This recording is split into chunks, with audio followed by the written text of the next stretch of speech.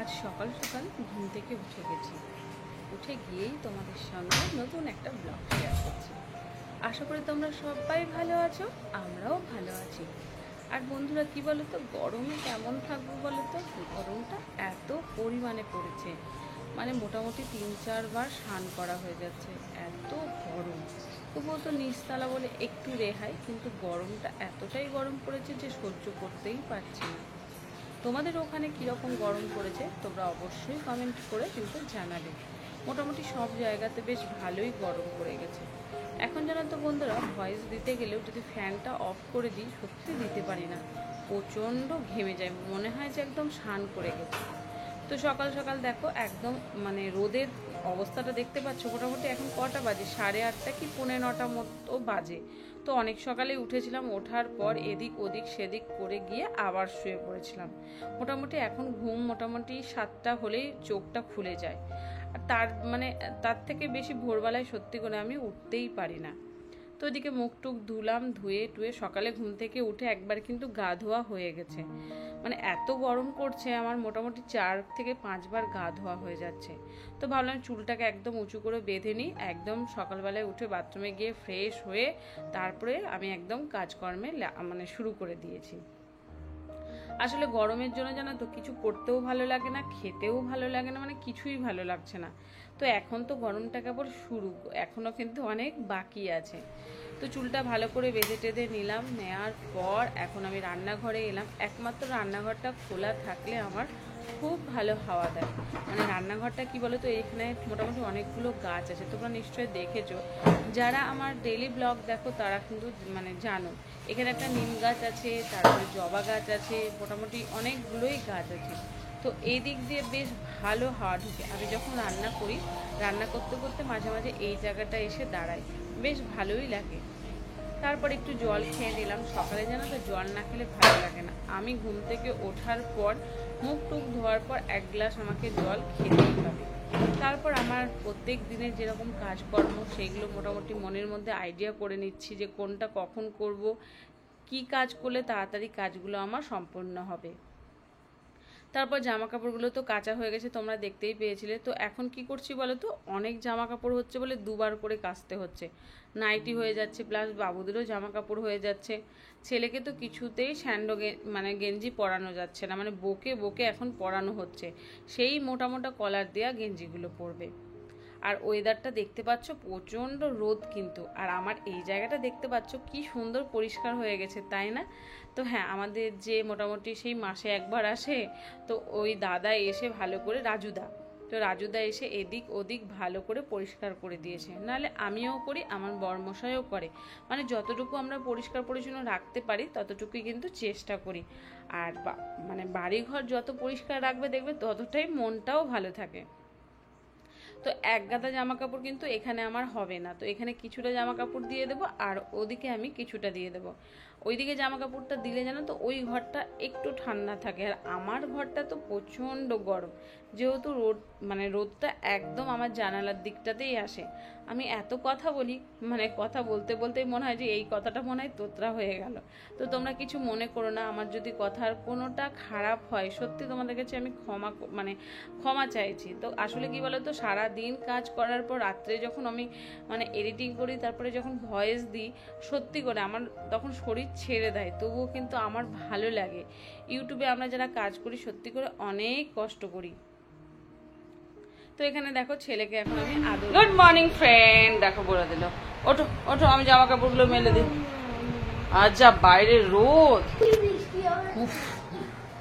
বাইরে প্রচন্ড রোদ। বৃষ্টি হবে তো তুমি ওঠো, বৃষ্টি পড়বে তো দেখবে তো। এখান থেকে দেখা যাবে না, শিগগিরই ওঠো। একদম উঠতে চাইছে না।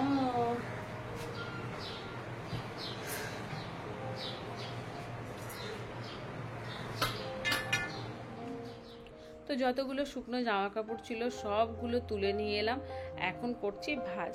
তো অনেকগুলোই জামা কাপড় হয়ে যায় প্রত্যেক দিন। আমাদের জানো তো হাউস ওয়াইফদের কাজের কিন্তু শেষ নেই, ঘুমাতে যাওয়ার আগেও কাজ। তো তো এই কথাটা আমি সত্যি বলছি কিনা তোমরা যদি মানে আমার ব্লগ দেখো অবশ্যই কিন্তু কমেন্টে জানাবে।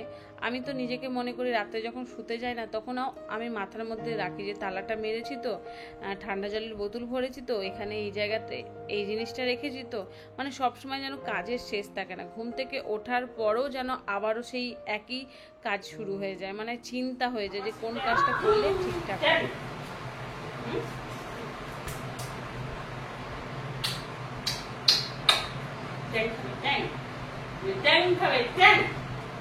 সকাল সকাল ট্যাং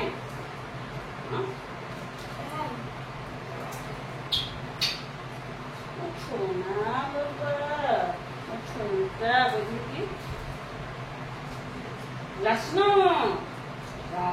গাবে, তুমি রাসনা গাবে। তোর বোতলটা কই?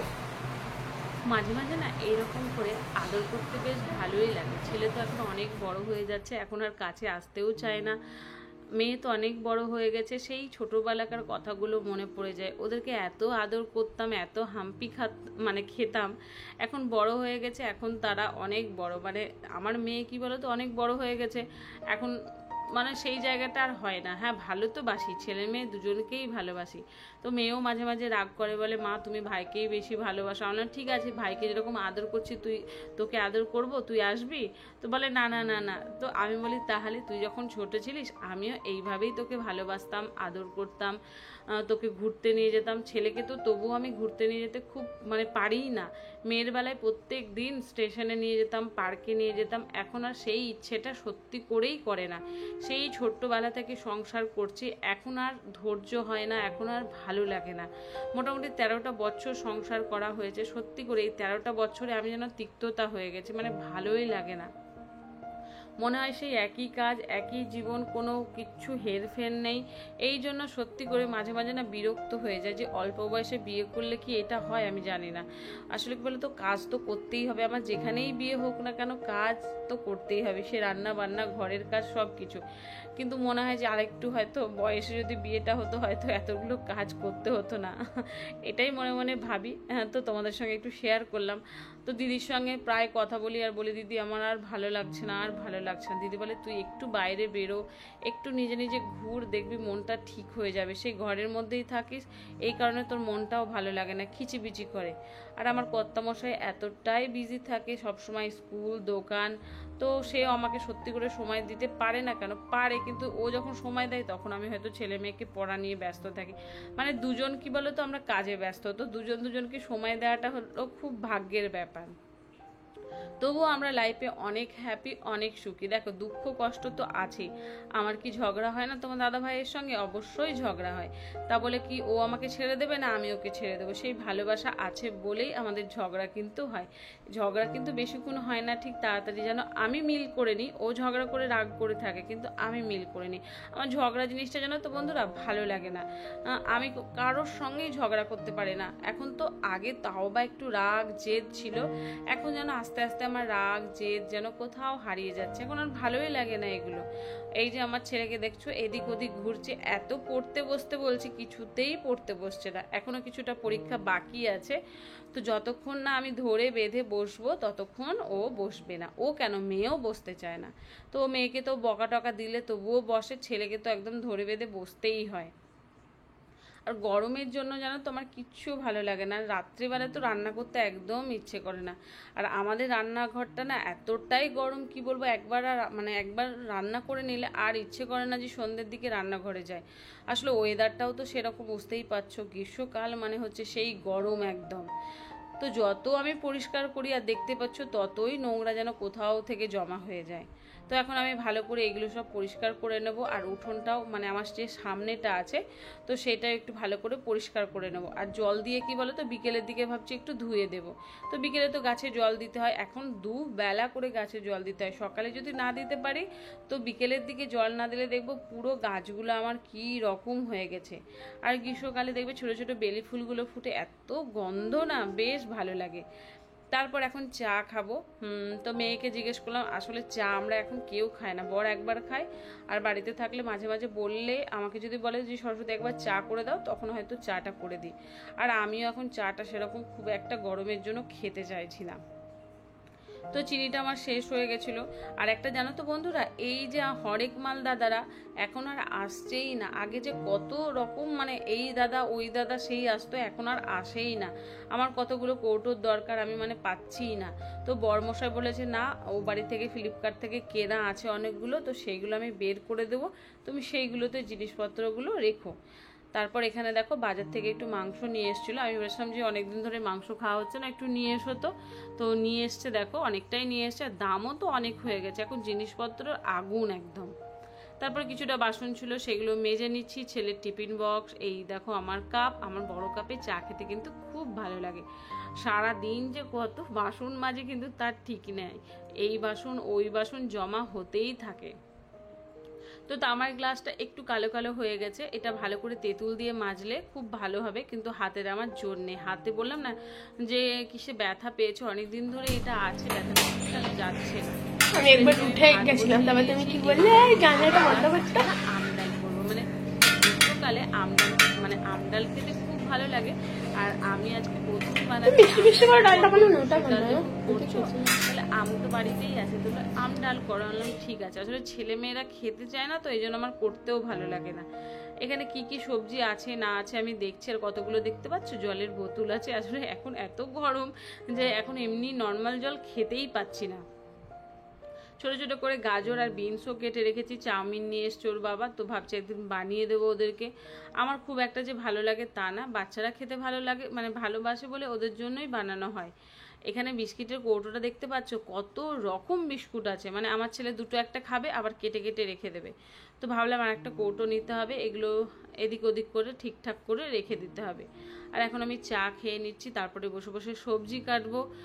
গরম লাগছে, কাজ করতে ইচ্ছেও করছে না, কিন্তু এই যে এখানে বসে আছি না, এই রান্নাঘরে এই দিকটা থেকে বেশ হাওয়া দিচ্ছে, মানে বেশ ভালোই লাগছে। তারপর রান্নাঘরে এসে দেখলাম যে চলো আজকে মাংসটা একটু এইভাবেই করি, অনেক দিন ধরে মাংস করা হয়নি। তো সমস্ত গুঁড়ো মশলাগুলো ভালো করে মেখে টেকে রেখে দিলাম, আর দই ছিল বলে একটু দই দিয়ে দিলাম। আর এখানে আমি চলে এসেছি এখন সবজি কাটতে। এখানে হচ্ছে কেদুরি, তোমরা কি বলো আমি জানি না, আর আছে উচ্ছে। এত মশা হয়েছে, গরম কিন্তু মশা মানে কি বলবো। তো এখানে দেখতে পাচ্ছ কেদুরি কাটছি, কেদুরি ভাজা খেতে খুব ভালো লাগে, আমার ছেলে মেয়ে সবাই ভালোবাসে। আর উচ্ছে ভাজা তো ওরা দাঁতে কাটে না, তো ভাবছি উচ্ছেগুলো নষ্ট হয়ে যাচ্ছে, তো সেইগুলোকেও আমি কেটে নিলাম। আর এখন এই যে একটু মিষ্টি মিষ্টি করে কেদুরি ভাজা বলো, উচ্ছে ভাজা বলো, মানে যাই হোক না কেন আমাদের বাড়িতে একটু মিষ্টি মিষ্টি সবাই ভালোবাসে। তো চলো আর একটু বাকি আছে, আলু পেঁয়াজ একটু মশলা এগুলো কেটে নেবো মাংসর জন্য। আর এখানে আমডালটাও সেদ্ধ হয়ে গেছে। কেদুরি ভাজাটা দেখছো কি সুন্দর হয়েছে না, এটা এক বেলাতেই আমার শেষ হয়ে যাবে, কেন আমার মেয়ে প্রচণ্ড ভালোবাসে শুকনো ভাত, আর কেদুরি এমনিতেও শুকনো ভাতে বেশ ভালোই লাগে। তারপর ওদিকে দেখো আমার উচ্ছে ভাজাটা বেশ বসিয়ে দিয়েছি। তারপর আমি চলে যাবো, কিছুটা আনাজপত্র যেগুলো বাকি আছে সেটা কেটে নেব। কেটে এসে দেখলাম আমার উচ্ছে ভাজা একদম রেডি হয়ে গেছে। আর বেশ গরম ভাতে মিষ্টি মিষ্টি বেশ উচ্ছে ভাজা বেশ ভালোই লাগে। তো এখন আমি যে চিকেনের জন্য আলু পেঁয়াজ সব কিছু কেটে নিয়ে এসেছি, তো চলো আমি চিকেনের জন্য আলুগুলোকে ভালো করে ভেজে নিই।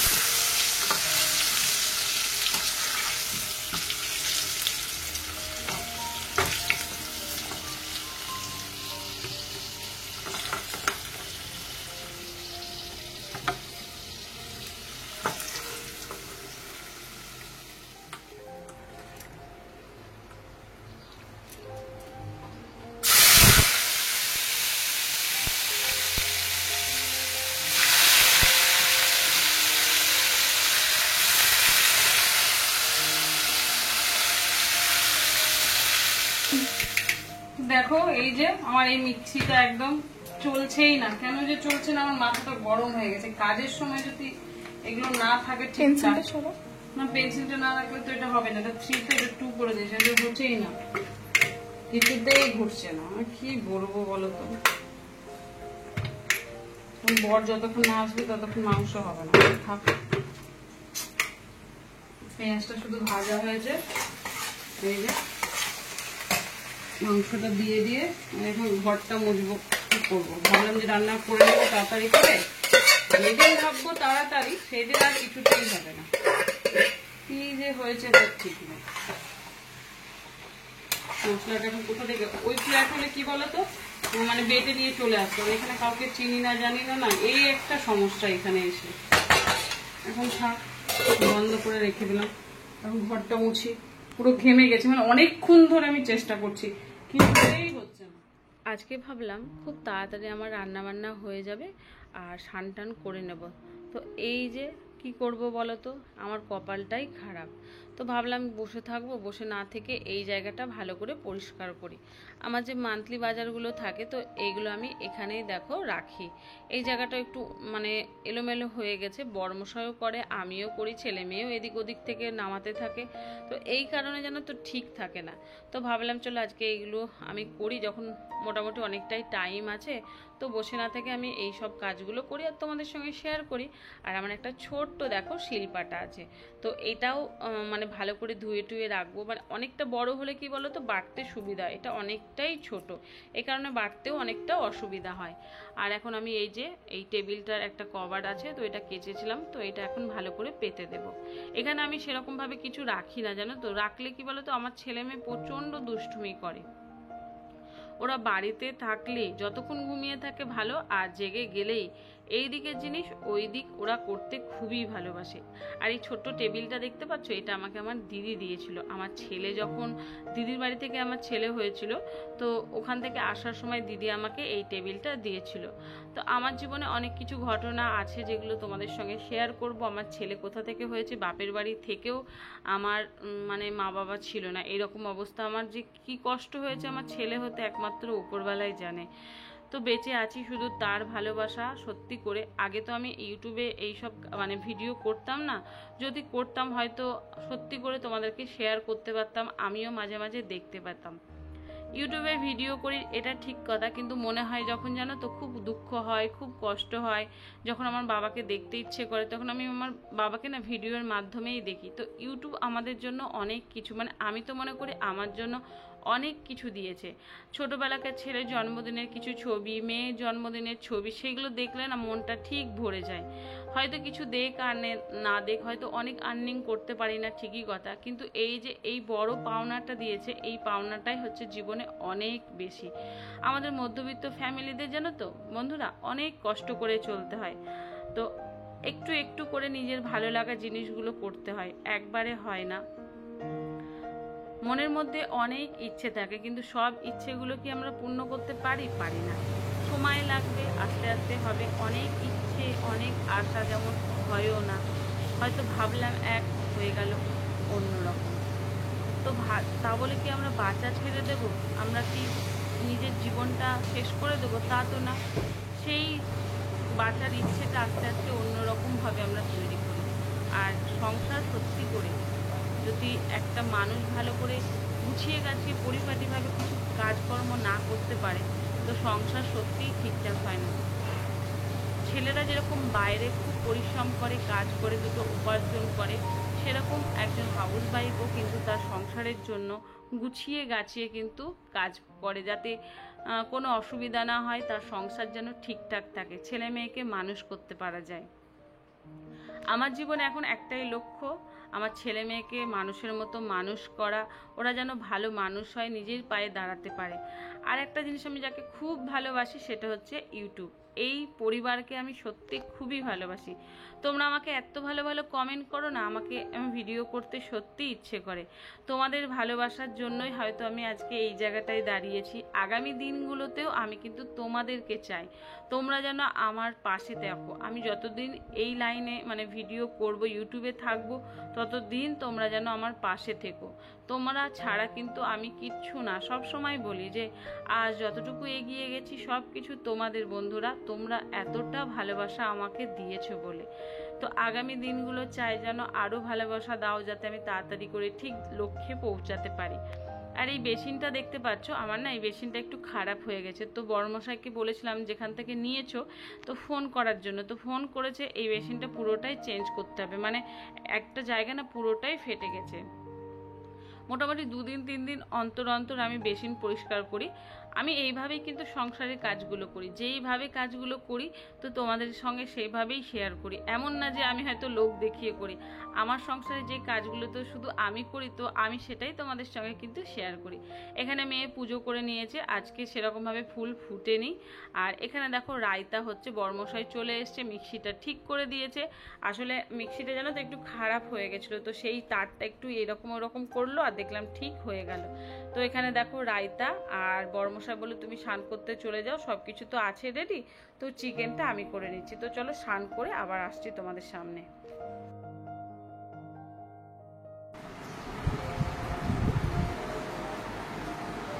তো এখন খাবো, ঘড়িতে কটা বাজতে দেখবে, এই দেখো আজকে অনেকটা লেট হয়ে গেছে। তো এখানে খাবার দাবার নিয়ে চলে এসছে, এই দেখো এই যে থালা টালা। বাবু চলে আসো তোমরা।